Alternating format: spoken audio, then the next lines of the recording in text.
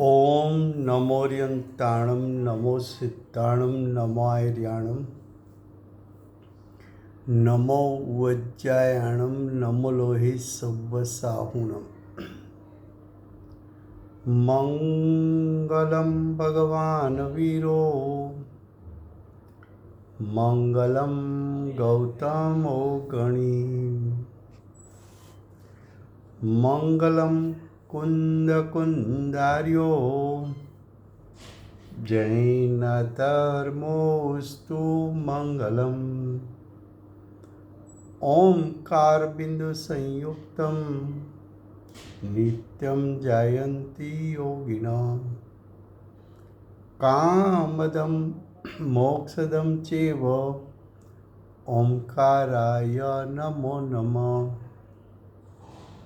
अहोपकार जिनवर्णो कुंदनो ध्वनि दिव्यनो जिन कुंद ध्वनि आप्या अहो आ गुरु कहाननो तुझ ज्ञान ध्याननो रंग अमया दर्श रहो ओ शिव पद तक तुझ संग माता हाथ ग्रह।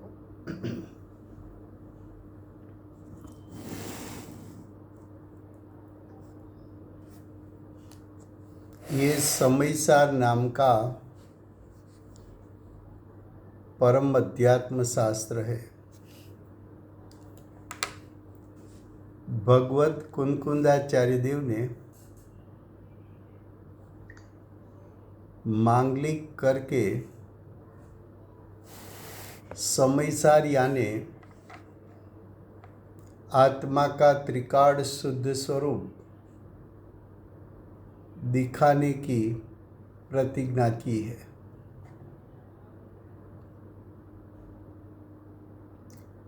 समयसार शास्त्र में कर्ता कर्म अधिकार चलता है। कर्ता कर्म अधिकार में गाथा 91 गाथा 91 उसका हेडिंग है अब। अब का अर्थ है पूर्व गाथा में आचार्य भगवान ने मिथ्यात्व यानी मिथ्या दर्शन, अज्ञान यानी मिथ्या ज्ञान, अविरति यानी मिथ्या चारित्र, ये तीनों परिणाम मिथ्या दर्शन, मिथ्या ज्ञान, मिथ्या चारित्र यानी मिथ्यात्व, अज्ञान, अविरति, तीनों का कर्ता आत्मा है, ऐसा अगली गाथा में सिद्ध किया है। वो सिद्ध करने के बाद 91 गाथा में आचार्य भगवान कहते हैं कि आत्मा को 3 प्रकार के परिणाम विकार का कर्तापना होता है तब उद्गल द्रव्य स्वयं ही कर्मपणे यानी द्रव्य कर्म रूपे परिणमता है, ऐसा कथन करते हैं। फिर से क्या कहा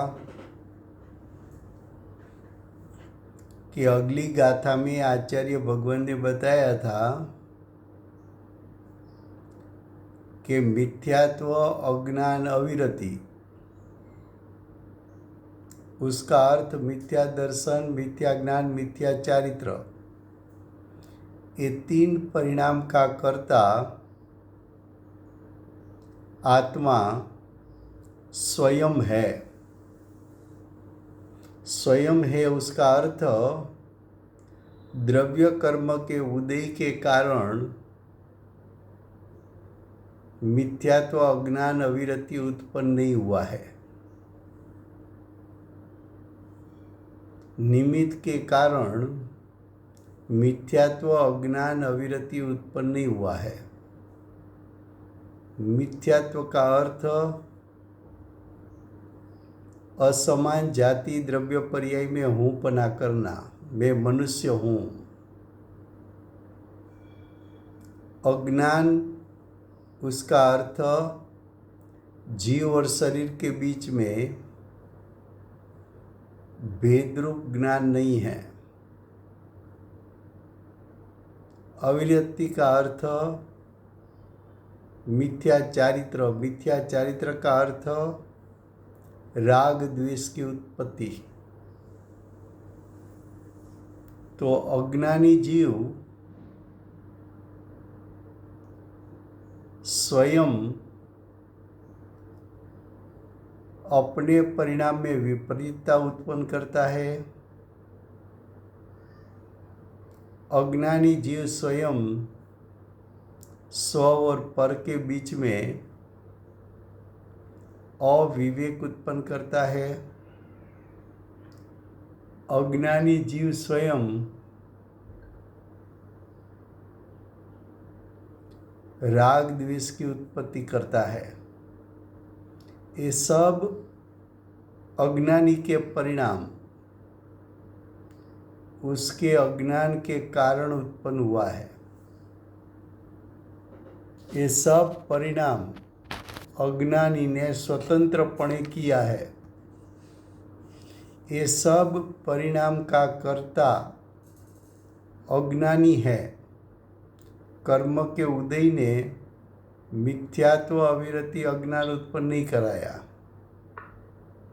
निमित्त ने मिथ्यात्व अज्ञान अविरति का भाव उत्पन्न नहीं कराया। जीव स्वयं अपने स्वभाव से च्युत हुआ तो उसकी दशा में मिथ्यात्व अज्ञान अविरति उत्पन्न हुआ।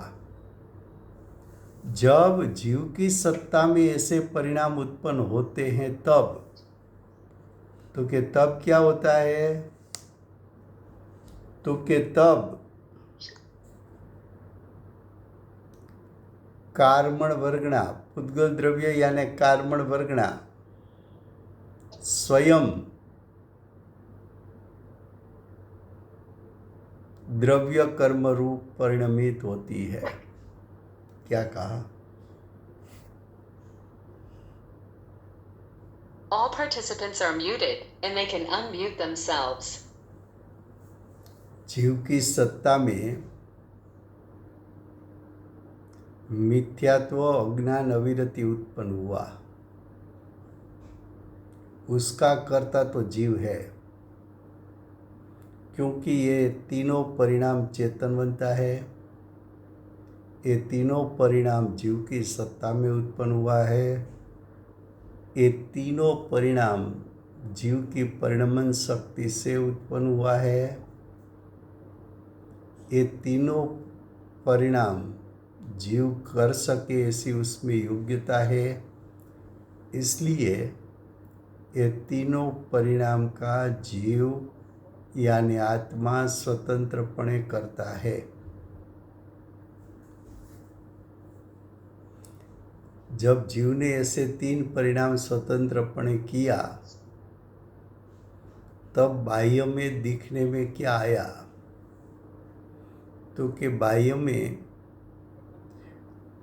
पुद्गल द्रव्य, यहाँ पुद्गल द्रव्य का अर्थ है कार्मण वर्गणा, स्वयं ही कर्मपणे यानी द्रव्य कर्मपणे परिणमित होती है। ऐसा कथन इस गाथा में आचार्य भगवान करना चाहते हैं। जीव ने जब स्वतंत्रपणे दर्शन मोह उत्पन्न किया, तब कार्मण वर्गणा के स्कंद, कार्मण वर्गणा के परमाणु दर्शन मोहनीय यानी मिथ्यात्व रूप परिणमित हो गया। जब जीव ने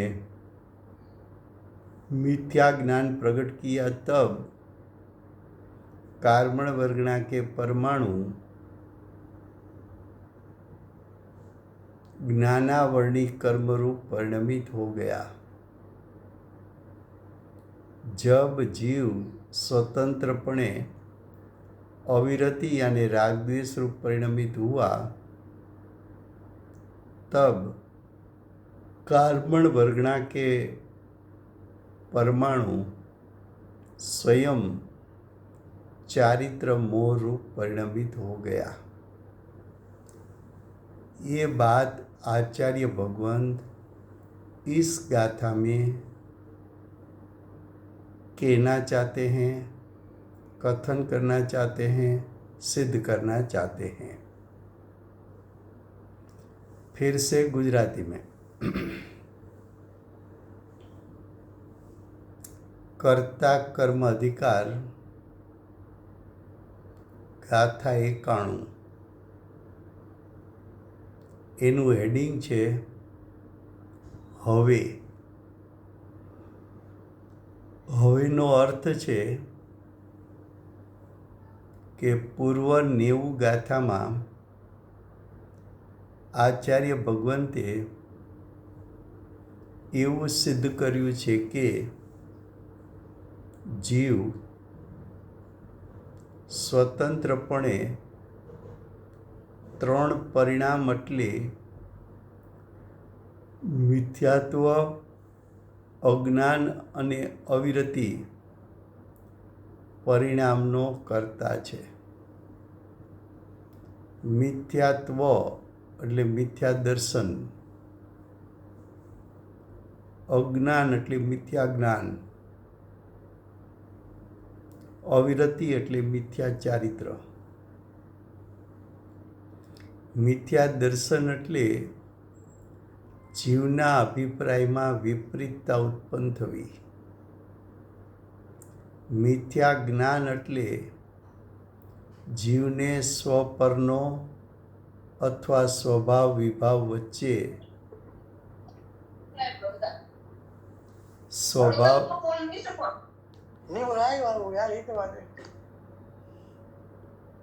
All participants are muted, and they can unmute themselves. फिर से मिथ्या दर्शन એટલે જીવનો વિપરીત અભિપ્રાય। મિથ્યા જ્ઞાન એટલે સ્વપર વચ્ચે વિવેકનો અભાવ અથવા સ્વભાવ અને વિભાવ વચ્ચે વિવેકનો અભાવ। મિથ્યા ચારિત્ર એટલે પર પદાર્થોમાં ઇષ્ટ બુદ્ધિ કરે તો રાગ, અનિષ્ટ બુદ્ધિ કરે તો દ્વેષ। તો મિથ્યા ચારિત્ર એટલે રાગ દ્વેષ। તો જીવ પોતે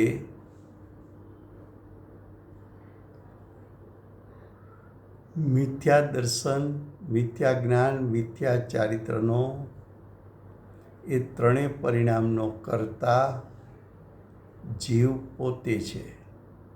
આ ત્રણેય પરિણામ જીવ સ્વતંત્રપણે કરે છે। સ્વતંત્રપણે કરે છે એનો અર્થ કર્મના ઉદયને કારણે જીવમાં મિથ્યા દર્શન, મિથ્યા જ્ઞાન, મિથ્યા ચારિત્ર ઉત્પન્ન થયા નથી।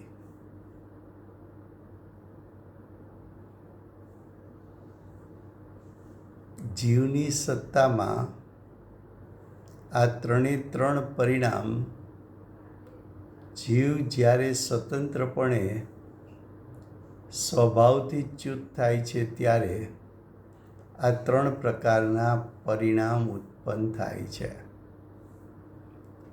તો આ 3 પ્રકારના પરિણામનો કર્તા જીવ પોતે છે એવું આચાર્ય ભગવંત 90 ગાથામાં સિદ્ધ કરી ગયા છે.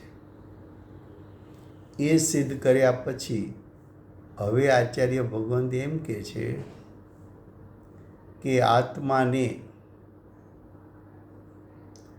3 પ્રકારના પરિણામ વિકારનું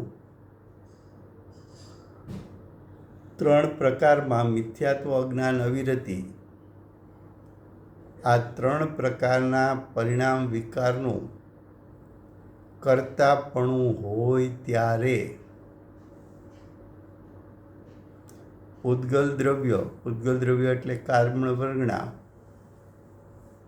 પોતાની મેળે જ એટલે સ્વતંત્રપણે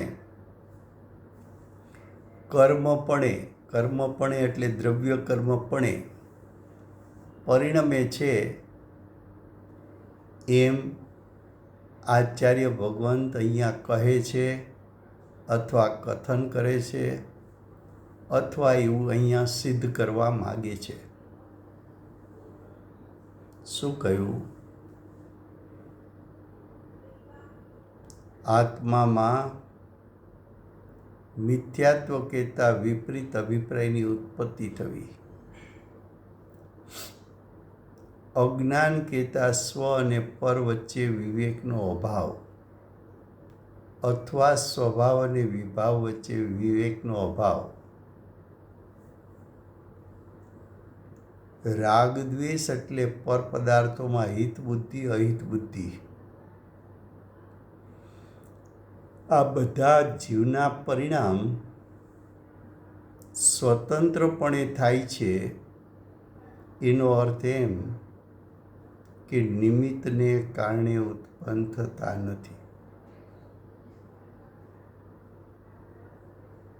નિમિત્તને કારણે ઉત્પન્ન થતા નથી એટલે કે કર્મના ઉદયને કારણે જીવમાં આવા પરિણામ થયા નથી.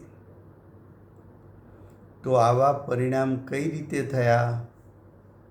તો કે આવા પરિણામ જીવે સ્વતંત્રપણે કર્યા છે. જ્યારે જીવ સ્વતંત્રપણે આ 3 પરિણામ કરે છે ત્યારે જીવના પ્રદેશે, જીવના ક્ષેત્રે ચીટકેલી કાર્બન વર્ગણાઓ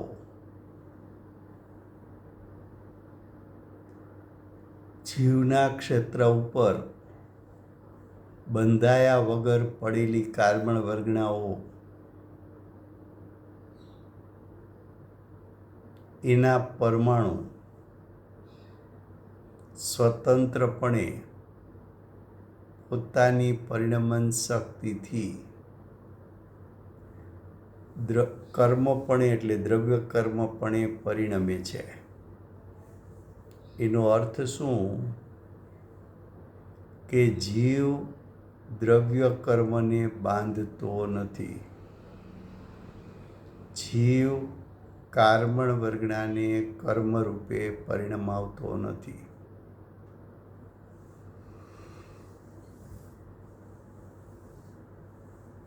જીવ કાર્બન વર્ગણામાંથી દ્રવ્ય કર્મ ઉત્પન્ન થયા, એ દ્રવ્ય કર્મનો કર્તા જીવ નથી એવું આચાર્ય ભગવંત અહીંયા સિદ્ધ કરવા માગે છે. All participants are muted and they can unmute themselves. એવું આચાર્ય ભગવંત અહીંયા સિદ્ધ કરવા માગે છે. હવે ગાથાના શબ્દો છે. જે ભાવ જીવ કરે અરે જીવ તેહનો કરતા બને, કરતા થતા ઉદ્ગલ સ્વયં ત્યાં કર્મ રૂપે પરિણમે. શું કહે છે? ગાથાર્થ. आत्मा जिस भाव को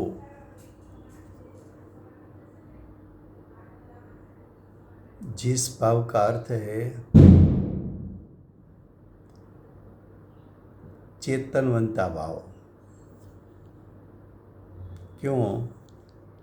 तो कि आत्मा चेतन है तो आत्मा चेतनवंत भाव का कर्ता बन सकता है. लेकिन कारण वर्गना पुद्गल है, अचेतन है, तो आत्मा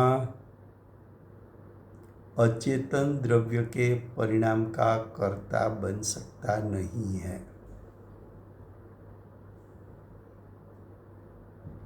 कर्म का उदय वो अचेतन के परिणाम है, पुद्गल के परिणाम है. तो कर्म का उदय अचेतन होने के कारण वो जीव के परिणाम का कर्ता बन नहीं सकता. तो कर्म का उदय जीव के परिणाम का कर्ता नहीं बन सकता और जीव कार्मण वर्गना के परिणाम का कर्ता नहीं बन सकता. यहाँ जो बात लेनी है वो इतनी लेनी है कि जीव मिथ्यात्व, अज्ञान, अविरति वो तीनों परिणाम चेतनवंत है, उसका कर्ता बन सकता है. तो जब जीव मिथ्यात्व, अज्ञान, अविरति रूप परिणमित हुआ तब बाह्य में ऐसा दिखने में आता है कि कार्मण वर्गना द्रव्य कर्म रूप परिणमित हुई और आत्मा के प्रदेश के साथ, आत्मा के क्षेत्र के साथ चिपकने के लिए आई. तब अज्ञानी का अभिप्राय ये हो जाता है कि आत्मा के परिणाम मिथ्यात्व, अज्ञान, अविरति के कारण कार्मण वर्गना कर्म रूप परिणमित हुई, ऐसी अज्ञानी की मान्यता है. इसलिए अज्ञानी ऐसा कहता है कि द्रव्य कर्म मैंने बांधा, मैं द्रव्य कर्म को बांध सकता हूँ.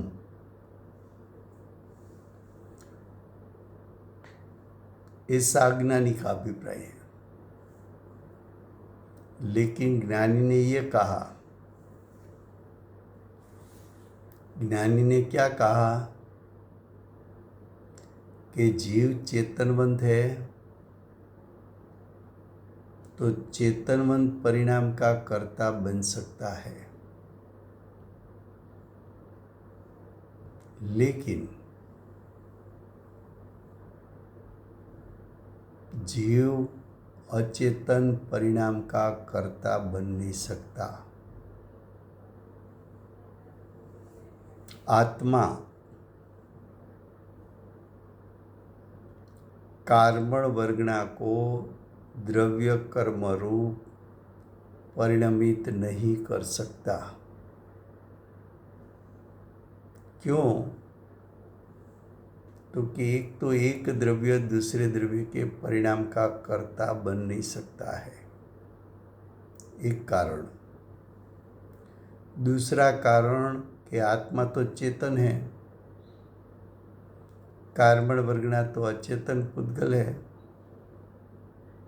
तो चेतनवंता जीव अचेतन पुद्गल के परिणाम का कर्ता कैसे बन सकता है, यानी नहीं बन सकता। तीसरा, जीव अपनी परिणमन शक्ति से परिणमन कर सकता है और पुद्गल कार्बन वर्गणा स्वयं अपनी परिणमन शक्ति से परिणमन कर सकता है।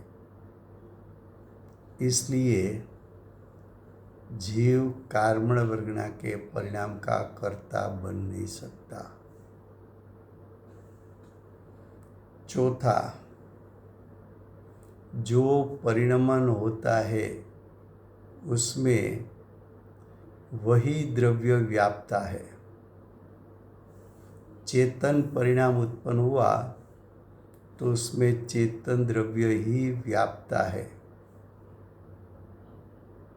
तो कार्बन वर्गणा में से द्रव्य कर्म हुआ तो द्रव्य कर्म रूप परिणाम में, वो तो अचेतन परिणाम है, उसमें चेतनवंता जीव द्रव्य व्याप नहीं सकता।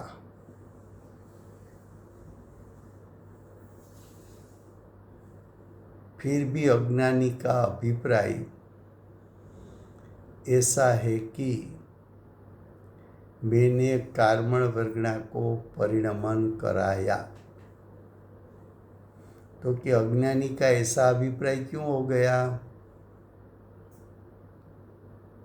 तो कि अज्ञानी का ऐसा परिणाम इसलिए हो गया कि जीव जब जब मिथ्यात्व अज्ञान अविरति रूप परिणमन होता है तब तब कार्बन वर्गणा भी द्रव्य कर्म रूप परिणमन करती हुई दिखने में आती है। तो वहाँ प्रश्न ये है कि जीव और नए द्रव्य कर्म के बीच में कर्ता कर्म संबंध है कि निमित्त नैमित्तिक संबंध है? तो कि कर्ता कर्म संबंध तो 3 काल में कभी भी हो नहीं सकता।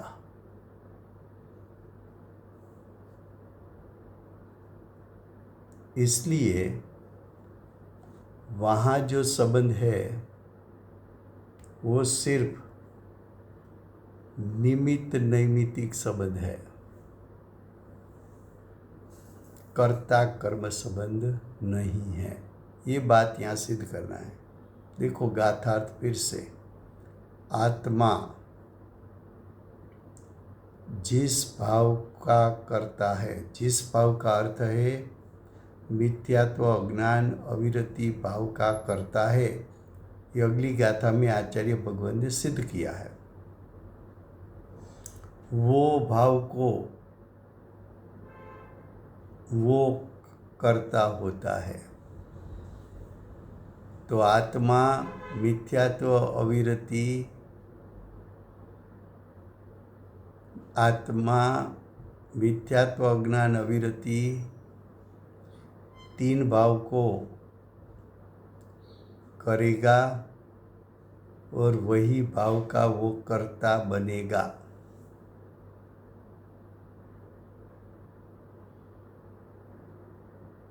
यानी निमित्त कर्म के उदय के कारण होता है, ये बात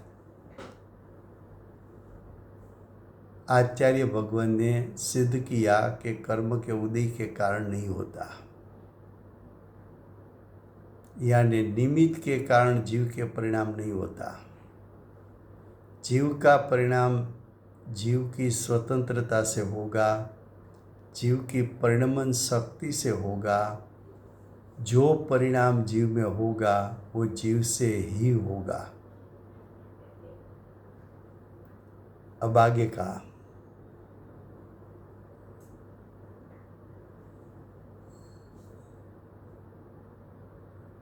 वो कर्ता होने से, वो यानी अज्ञानी, वो यानी मिथ्या दृष्टि अज्ञानी अविरति भाव रूप परिणमित जीव करता होने से उद्गल द्रव्य स्वयं ही, क्या लिखा है, स्वयं ही, स्वयं ही का अर्थ क्या करे, तो कि उद्गल द्रव्य में भी परिणमन शक्ति है। उद्गल द्रव्य में भी अनादि से अनंत काल परिणमन कर सके ऐसा शक्ति रूप सामर्थ्य है। यहाँ पुद्गल द्रव्य का अर्थ किया है कार्बन वर्गणा, तो कार्बन वर्गणा में परिणमन शक्ति है। कार्बन वर्गणा में अनादि से अनंत काल द्रव्य कर्म रूप परिणमन कर सके ऐसा शक्ति रूप सामर्थ्य है। तो पुद्गल द्रव्य स्वयं यानी स्वयं की परिणमन शक्ति से, स्वशक्ति से कर्म रूप कर्मपने यानी द्रव्य कर्मपने परिणमता है। तो जीव का परिणाम जो हुआ उसका कर्ता जीव, और कार्बन वर्गणा का परिणाम हुआ उसका कर्ता कार्बन वर्गणा।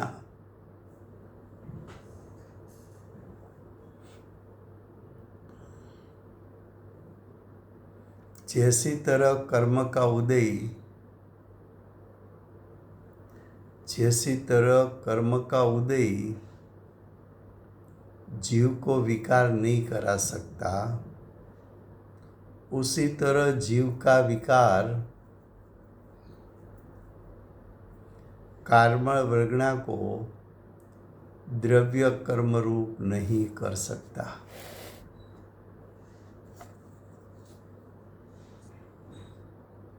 फिर से गाथार्थ गुजराती में। आत्मा, यहाँ आत्मा अज्ञानी का लिया है, तो अज्ञानी नो आत्मा जे भावने करे छे, जे भावમાં ત્રણ પ્રકારના ભાવ લીધા છે। એક મિથ્યાત્વ એટલે જીવનો આત્માનો વિપરીત અભિપ્રાય, એવું એક પરિણામ। બીજું પરિણામ અજ્ઞાન, અજ્ઞાન એટલે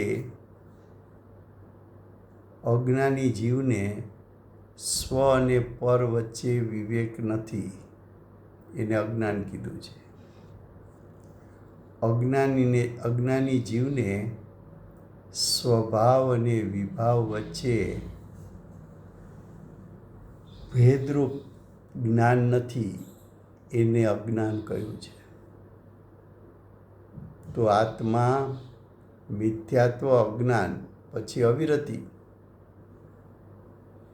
અવિરતિ એટલે મિથ્યા ચારિત્ર એટલે રાગ દ્વેષ।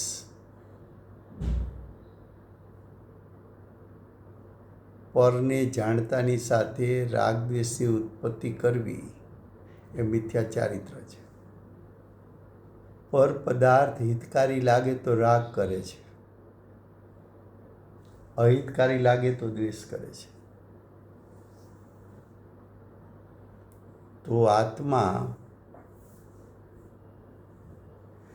મિથ્યાત્વ, અજ્ઞાન, અવિરતિ ભાવને કરે છે। કઈ રીતે કરે છે? તો કે સ્વતંત્રપણે કરે છે। સ્વતંત્રપણે કરે છે એટલે નિમિત્ત કરાવતું નથી। નિમિત્ત કરાવતું નથી એટલે કર્મનો ઉદય કરાવતું નથી। પરને કારણે પણ જીવમાં મિથ્યાત્વ, અજ્ઞાન, અવિરતિ ઉત્પન્ન થતા નથી। તો કોને કારણે ઉત્પન્ન થાય છે? તો કે જીવને પોતાને કારણે ઉત્પન્ન થાય છે। પોતાના કારણે કેમ ઉત્પન્ન થયા? તો કે જીવે પોતાની દૃષ્ટિ શુદ્ધાત્મા પર ન રાખી એટલે મિથ્યાત્વ ઉત્પન્ન થયું। જીવે પોતાનો જ્ઞાન ઉપયોગ ઉત્પન્ન થયો ત્યારે સ્વ અને પર વચ્ચે વિવેક ન રાખ્યો અથવા સ્વભાવ અને વિભાવ વચ્ચે વિવેક ન રાખ્યો, માટે અજ્ઞાન ઉત્પન્ન થયું. પછી અવિરતિ એટલે રાગદ્વેષ, મિથ્યા ચારિત્ર. જીવે પર પદાર્થમાં હિત બુદ્ધિ કરતાં રાગ ઉત્પન્ન થયો, અહિત બુદ્ધિ કરતાં દ્વેષ ઉત્પન્ન થયો. તો જીવ સ્વતંત્રપણે પોતાની પરિણમન શક્તિથી, પોતાના સ્વભાવથી ચ્યુત થઈને મિથ્યા દર્શન, અજ્ઞાન, અવિરતિ ભાવને ઉત્પન્ન કરે છે. આ ત્રણેય ભાવનો કર્તા અજ્ઞાની જીવ છે. જ્ઞાનીને આવા ભાવ ઉત્પન્ન નથી થતા, માટે જ્ઞાની એનો કર્તા થતો નથી.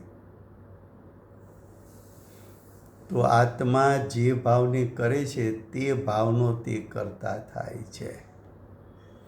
તો આત્મા અહીંયા કયા ભાવ કર્યા? તો કે મિથ્યાત્વ, અવિરતિ, મિથ્યાત્વ, અજ્ઞાન ને અવિરતિ, ત્રણ ભાવ જીવે કર્યા. એ ત્રણેય ભાવનો કર્તા જીવ પોતે જ છે. હવે કે છે જીવ જ્યારે આવા ત્રણ પરિણામનો કર્તા થાય છે ત્યારે શું થાય છે? તો કે આવા ત્રણ ભાવનો જીવ કરતા થાય છે ત્યારે પૂદગલ દ્રવ્ય એટલે કારમણ વર્ગણા પોતાની મેળે એટલે સ્વતંત્રપણે, પોતાની મેળે એનો બીજો અર્થ પોતાની પરિણમન શક્તિથી, પોતાની મેળે એનો ત્રીજો અર્થ સ્વયં, કર્મપણે એટલે દ્રવ્ય કર્મપણે પરિણમે છે. તો કારમણ વર્ગના છે એ તો પોતાની મેળે પરિણમે છે. હવે જુઓ, બે વાત કરી. જીવ સ્વતંત્રપણે પરિણમે છે, કારમણ વર્ગના પણ સ્વતંત્રપણે પરિણમે છે. જીવ સ્વયં પરિણમે છે, કારમણ વર્ગના સ્વયં પરિણમે છે. જીવ પોતાની પરિણમન શક્તિથી પરિણમે છે, કારમણ વર્ગના પોતાની પરિણમન શક્તિથી પરિણમે છે. પણ જોવા શું મળે છે? તો કે જ્યારે જીવ મિથ્યાત્વ, અજ્ઞાન, અવિરતિ રૂપે પરિણમે છે ત્યારે કારમણ વર્ગના પણ દ્રવ્ય કર્મ રૂપે પરિણમતું જોવા મળે છે. તો એક તરફ દાળનું પડવું અને કાગડાનું બેસવું. તો કોઈને એમ લાગે કાગડાને કારણે આ દાળ નીચે પડી, કોઈને એવું લાગે.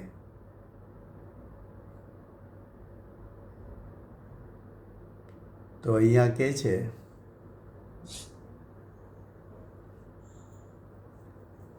કે જીવ જ્યારે મિથ્યાત્વ, અજ્ઞાન અને અવિરતિ રૂપે પરિણમે, એટલે કે દાળનું પડવું અને કાગડાનું બેસવું, એટલે કે જીવ જ્યારે મિથ્યાત્વ, અજ્ઞાન, અવિરતિ રૂપે પરિણમે ત્યારે કારમણ વર્ગના કર્મ રૂપે પરિણમતી જોવા મળે છે. આવું જ્યારે અજ્ઞાનીએ જોયું તો અજ્ઞાની એમ માની બેઠો કે કારમણ વર્ગના કર્મ રૂપે પરિણમે છે એને તો જીવ પરિણામ આવે છે, જીવ એનો કર્તા છે. જીવ દ્રવ્ય કર્મનો કરતા છે.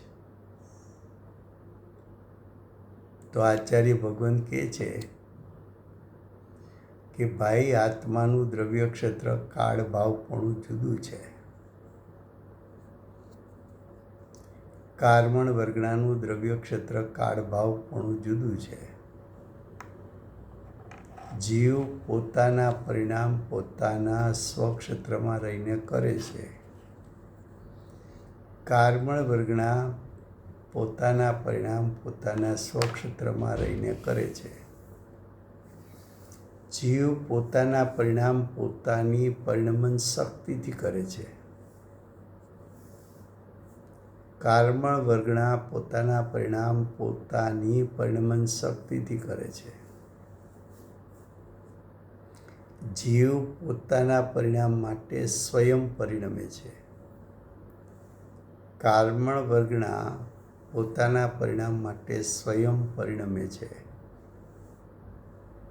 જીવ કર્મણ વર્ગના પરિણામનો કર્તા થતો નથી કે કર્મનો ઉદય જીવના પરિણામનો કર્તા થતો નથી. પણ અજ્ઞાની કાગડાનું બેસવું અને દાળનું પડવું જોઈને એમ માને છે કે કાગડાએ દાળને નીચે પાડી દીધી.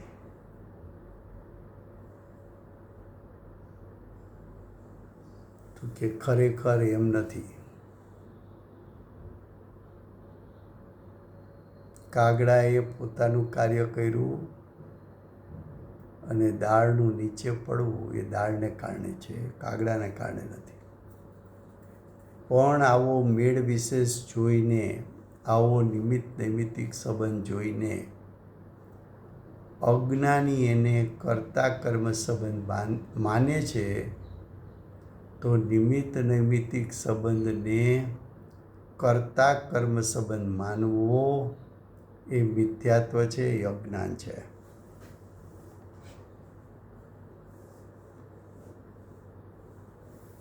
अब टीका देखो. टीका का शब्द आत्मा स्वयं ही वो प्रकार से परिणमन करने से जो भाव रूप वास्तव में करता है, वही भाव का वो करता होता है.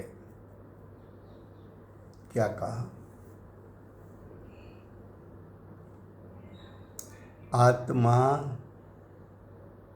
जो भाव रूप परिणमन करेगा, जो भाव का यहाँ अर्थ है, 3 प्रकार का परिणाम लिया. श्रद्धा गुण का परिणाम मिथ्यात्व, ज्ञान गुण का परिणाम अज्ञान, चारित्र गुण का परिणाम अविरति. तो आत्मा मिथ्यात्व अज्ञान अविरति भावरूप परिणमन करेगा. तो आत्मा ने ये भाव 3 किया. तो आत्मा किसका करता? तो कि 3 परिणाम का करता है.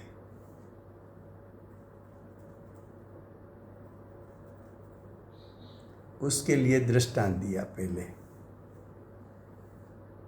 साधक, साधक का अर्थ होता है मंत्र साधने वाला. मंत्र साधने वाला उसका अर्थ होता है कि मंत्र में एक शक्ति बताई है. जैसे हम मंत्रोच्चार करके तीर्थंकर आदि की प्रतिमाओं को स्थापित करते हैं. मंत्र के माध्यम से प्रतिमा में संस्करण किया जाता है। वैसी तरह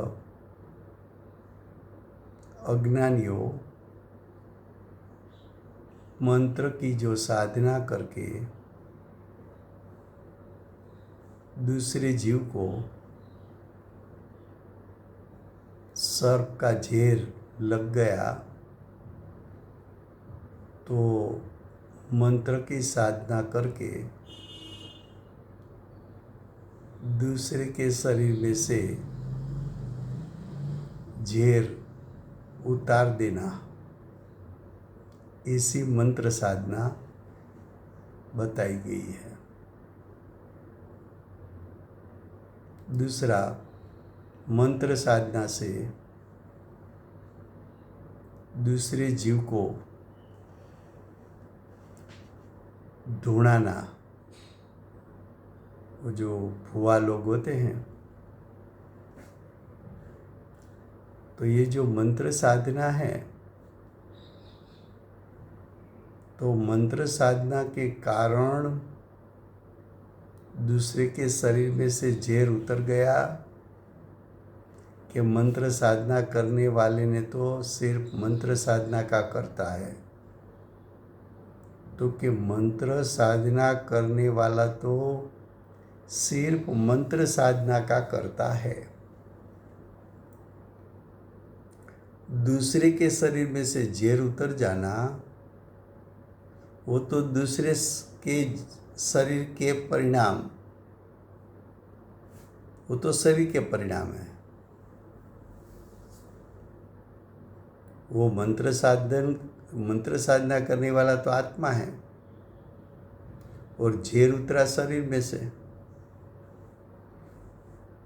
तो जीव शरीर के परिणाम का तो कर्ता बन नहीं सकता। लेकिन मंत्र साधना और जहर उतरना ऐसा निमित्त नैमित्तिक संबंध को अज्ञानी कर्ता कर्म संबंध मान लेता है।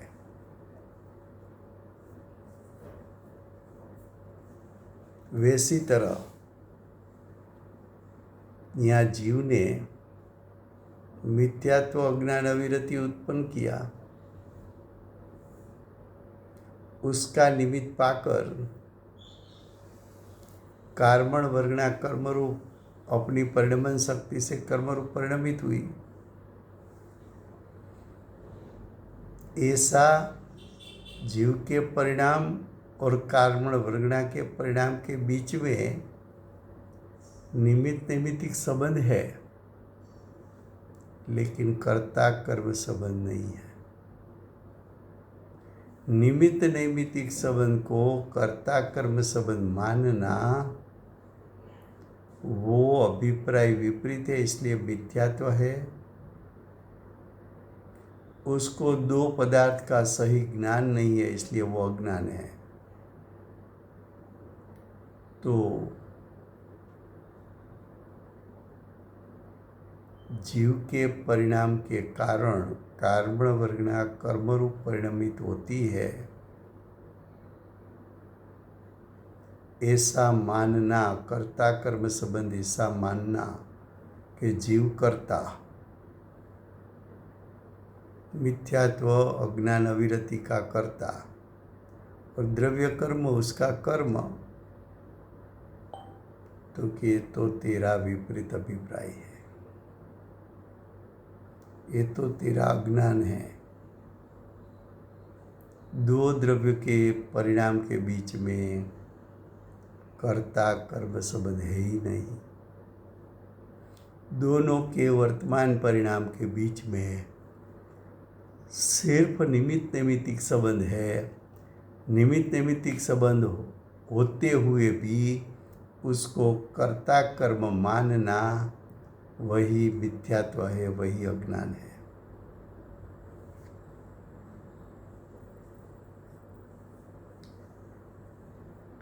क्या कहा? ऐसा अज्ञान और मिथ्यात्व ज्ञानी को नहीं होता। क्यों?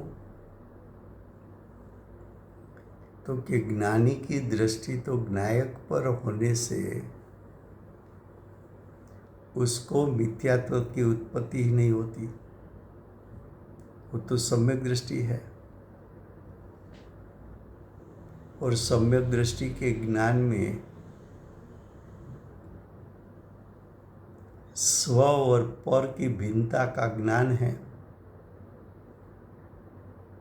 स्व यानी स्वयं के आत्मा, पर यानी कार्बन वर्गणा,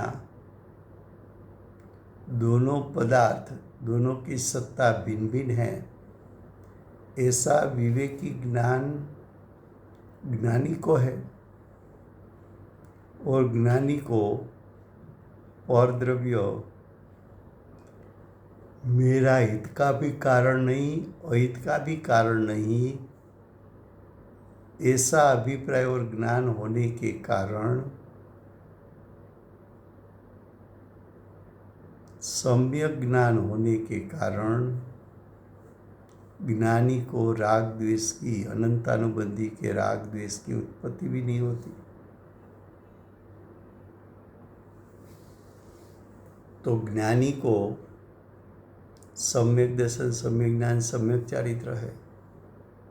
सम्यक दर्शन, सम्यक ज्ञान, सम्यक चारित्र को कार्बन वर्गणा के साथ निमित्त नैमित्तिक संबंध भी नहीं है। सम्यक दर्शन, सम्यक ज्ञान, सम्यक चारित्र के प्रभाव से, उसके निमित्त से सत्ता में पड़े हुए कर्म उसकी निजरा होती है, ऐसा कहना वो भी व्यवहार का कथन है। सम्यक दर्शन, ज्ञान, चारित्र वो तो जीव के परिणाम, लेकिन कर्म का खिरना वो तो पुद्गल का परिणाम है। तो जीव पुद्गल के परिणाम का कर्ता तो बनता नहीं।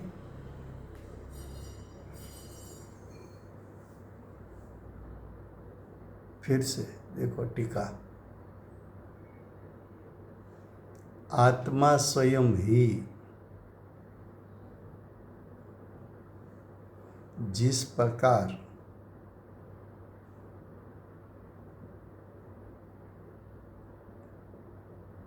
परिणमन करने से जिस भाव को वास्तव में करता है, उसका यानी वो भाव का, वो यानी आत्मा करता होता है। अब दृष्टांत में बताया, साधक की अर्थात मंत्र साधने वाले की जिस प्रकार वो निमित्तभूत होने से, जो मंत्र साधना करने वाला है, उसका निमित्त होने से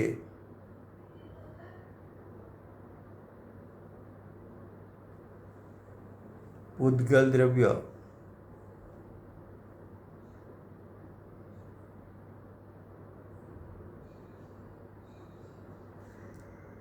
देखो, पहले दृष्टांत पढ़ लेते, बाद में सिद्धांत में आते।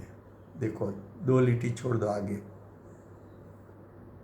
जिस प्रकार साधक, यहाँ साधक का अर्थ है मंत्र साधने वाला।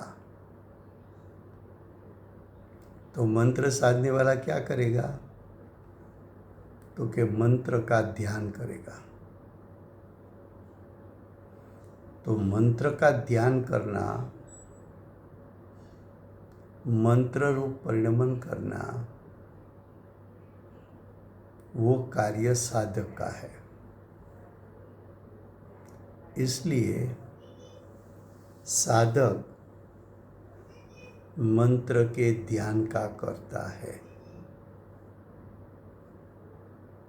तो साधक किसका करता है वो पहले बताया।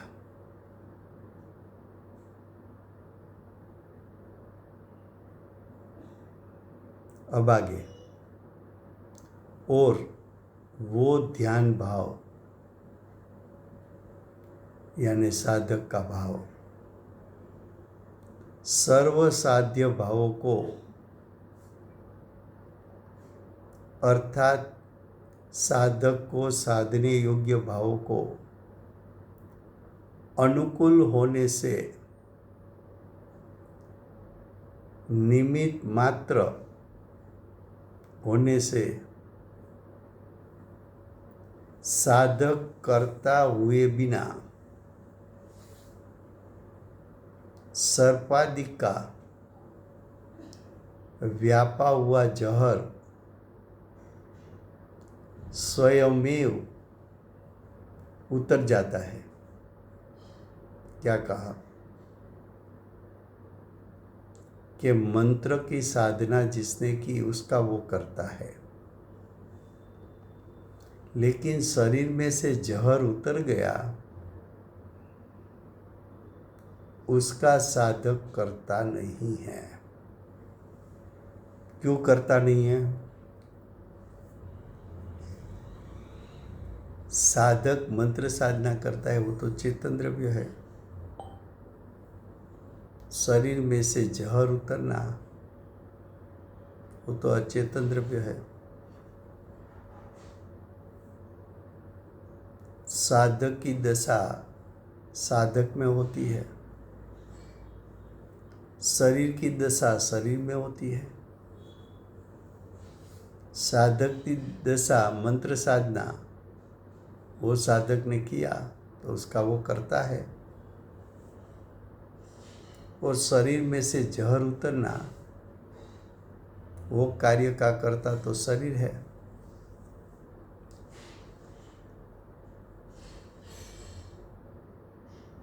मंत्र साधना वो साधक के स्वक्षेत्र में हुई है।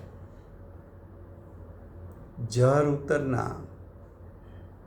वो शरीर के स्वक्षेत्र में क्रिया हुई है। तो साधक की मंत्र साधना और जहर का उतरना वहाँ निमित्तिक संबंध है, लेकिन कर्ता कर्म संबंध नहीं है। फिर से गुजराती में, आत्मा પોતે જ એટલે સ્વયમેવ, સ્વયમેવ એટલે સ્વતંત્રપણે,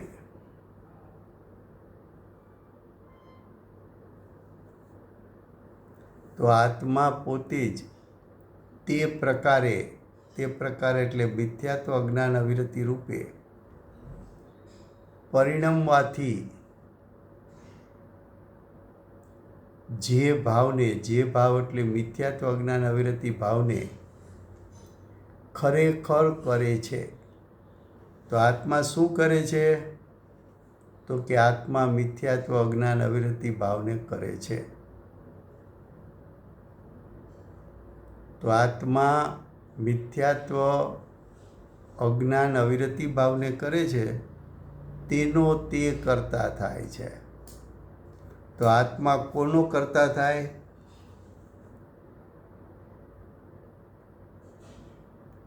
તો કે આત્મા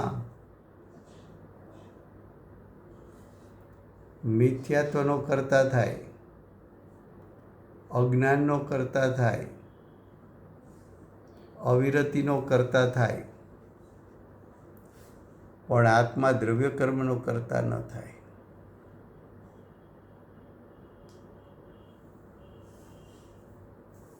હવે દ્રષ્ટાંત આપે છે। સાધક એટલે મંત્રની સાધના કરનારો।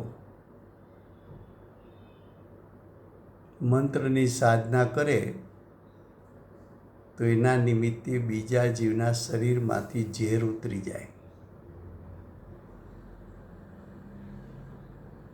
તો એ સાધના કરવાવાળો કયા પરિણામનો કરતા છે? પોતે મંત્ર સાધના મંત્રનું ધ્યાન કરે છે એનો કરતા છે, કે શરીરમાંથી ઝેર ઉતરી જાય છે તેનો કરતા છે?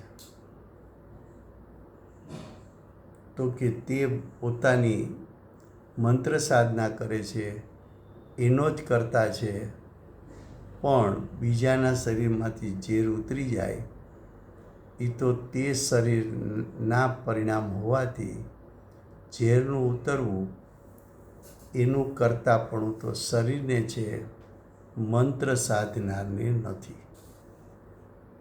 અહીંયા આપણે રાખીએ છીએ, આગળ કાલે ચાલશે.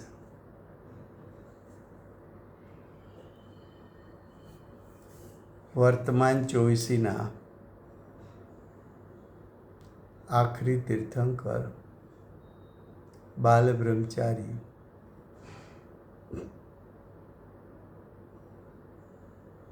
મહાવીર ભગવાનનો જય હો. મહાવિદ્ય ક્ષેત્રે બિરાજતા પ્રથમ તીર્થંકર ધર્મ ધુરંધર અનંત ચતુષ્ટયના ધારક દિવ્ય ધ્વનિના દાતા શ્રી સિમંદર ભગવાનનો જય હો. કડીકાળ સર્વજ્ઞ કેવળ જ્ઞાનની તળેટીમાં બેઠેલા મા સમર્થાચાર્ય ભગવત કુનકુંદાચાર્ય દેવનો જય હો. વર્તમાન કાળે કર્તા કર્મનું સ્વરૂપ સમજાવનાર તીર્થના નાયક, તીર્થના સ્થાપક, તીર્થના પ્રવર્તક પરમ કૃપાળુ શ્રી સદગુરુદેવનો જય હો. પૂજ્ય ગુરુદેવના નવભવનો મહિમા બતાવનાર સ્વાનુભવયુક્ત જાતિસ્મરણ જ્ઞાનયુક્ત પ્રશમૂર્તિ ભગવતી માતનો જય હો. સમ્યક દર્શનની પ્રાપ્તિમાં નિમિત્તરૂપ સર્વ જીનવાણી માતનો જય હો. પૂજ્ય ગુરુદેવ અને માતાજીની સાધના ભૂમિ સુવર્ણપુરી ધામનો જય હો. સુવર્ણપુરી ધામમાં બિરાજતા સર્વે દેવશાસ્ત્ર ગુરુ ભગવંતનો જય હો.